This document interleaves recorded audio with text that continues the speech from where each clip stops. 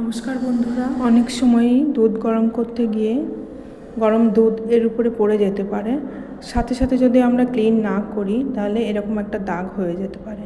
আর কিভাবে একদম ইজি প্রসেসে এই দাগটাকে পরিষ্কার করে ফেললাম সেটাই আজকে আমি দেখাবো।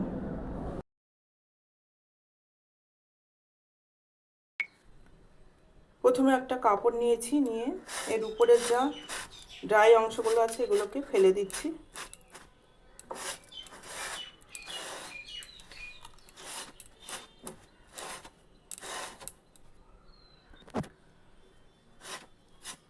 এগুলো যতটা পারলাম সরিয়ে নিলাম। এগুলো কিন্তু আর উঠছে না। এবার কি করছি এটাই দেখো। এর উপরে দিয়ে দিচ্ছি আমি খাবার সোডা।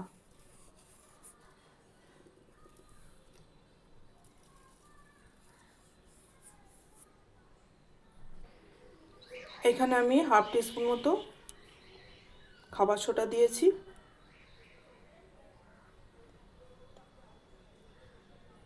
এবার এর উপর দিয়ে ছড়িয়ে দিচ্ছি,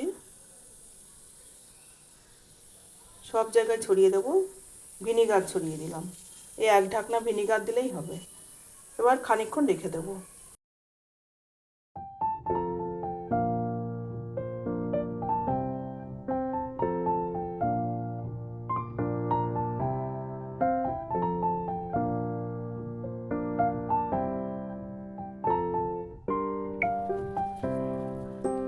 এবার একটা কাপড় ভিজিয়ে নিয়েছি, এটা দিয়ে দেখো সব উঠে যাচ্ছে।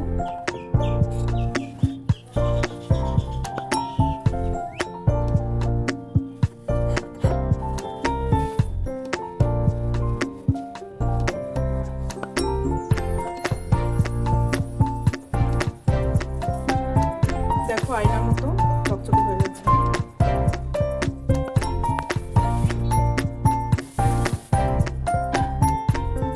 এবার শুকনো কাপড় দিয়ে মুছে নিচ্ছি। এখানে সাবান সার্ফ কিছুই দেওয়া লাগলো না।